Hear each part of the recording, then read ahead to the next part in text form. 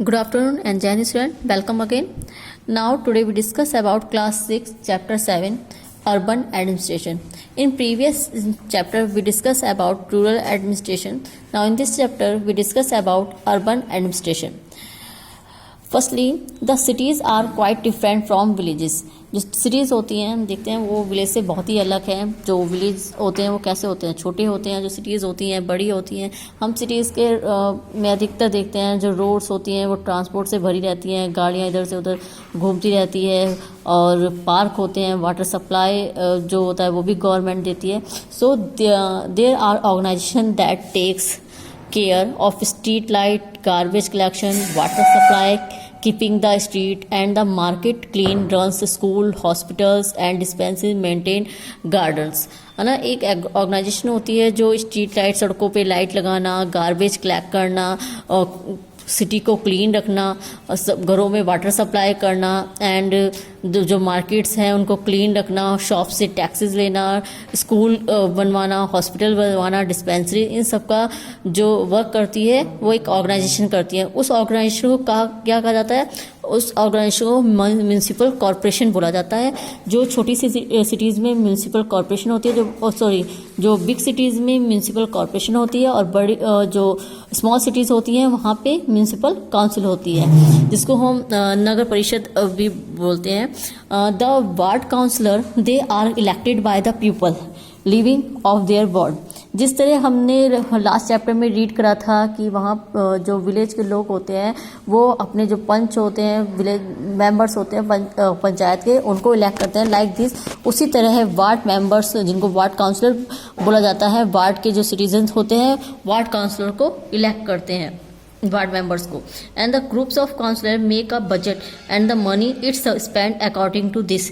अब ये जो काउंसलर्स होते हैं इनका जो ग्रुप होता है, जिस तरह सिटी में कोई भी वर्क करवाना हो, रोड्स बनवानी हो, स्ट्रीट लाइट्स लगवानी हो, इन सब का जो वर्क है उनके लिए जो मनी आता है उसका बजट बनाना, ये सब काउंसलर का वर्क होता है.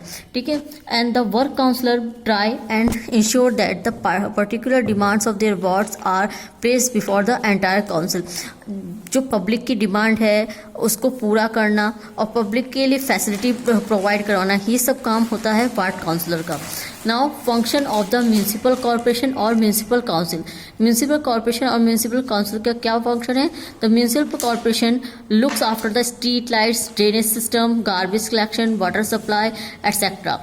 जैसे अभी स्टार्टिंग में मैंने बताया, सड़कों पे लाइट लगवाना, और सिटी को क्लीन रखना, ड्रेनेज सिस्टम को प्रॉपर रखना, और गार्बेज कलेक्शन करना, वाटर सप्लाई करना, ये सब काम किसका होता है? म्यूनसिपल कॉर्पोरेशन का होता है. हम लोग अधिकतर देखते हैं जब रेन टाइम होता है तो क्या होता है, जो सिटी है उसके अधिकतर आपने देखा होगा आपकी गली मोहल्लों में क्या होता है, वाटर जो ड्रेनेज सिस्टम है वो ब्लॉक हो जाता है, आपकी गलियों में पानी भरने लगता है. तो इन सबको क्लीन रखना, ड्रेनेज सिस्टम को प्रॉपर रखना, ये सब काम होता है म्यूनसिपल काउंसिल और म्यूनसिपल कॉर्पोरेशन का. जो म्यूनसिपल कॉर्पोरेशन होती है इसके बहुत सारे वर्क होते हैं, जैसे सिटी को क्लीन रखना, स्ट्रीट लाइट बनवाना या रोड बनवाना, वाटर सप्लाई करना. तो ये सब वर्क छोटे छोटे डिपार्टमेंट में डिवाइड कर दिए जाते हैं.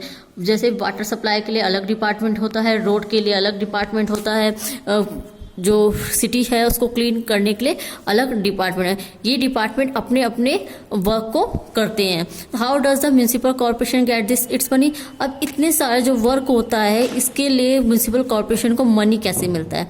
The municipal corporation collect taxes in the form of property tax, water tax, education tax, entertainment tax etcetera. अब म्यूनसिपल कॉर्पोरेशन इन सब वर्क को करने के लिए जो मनी है वो कैसे कलेक्ट करती है? Bye tax. टैक्स के द्वारा वो मनी कलेक्ट करती है. और ये टैक्स कैसे होते हैं? Like property tax. जैसे आप लोगों की जो घर होगा उसके ऊपर वो टैक्स लगाती है ना, आपको अपने घर का टैक्स देना पड़ता है. वाटर टैक्स, आपके घरों में वाटर सप्लाई होता है, वाटर से टैप से पानी आता होगा, उसका आपके जो पेरेंट्स होते होंगे वो उसका टैक्स देते होंगे.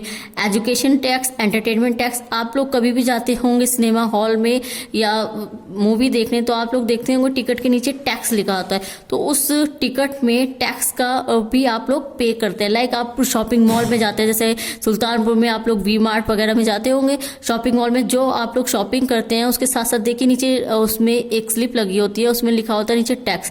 तो ये सब जो टैक्स कलेक्ट करती है म्यूनिसिपल कॉर्पोरेशन, इससे ही जितना भी वो उसका वर्क है उसको वो करवाती है, उसके लिए मनी यहीं से वो लेती है अपने बजट के लिए।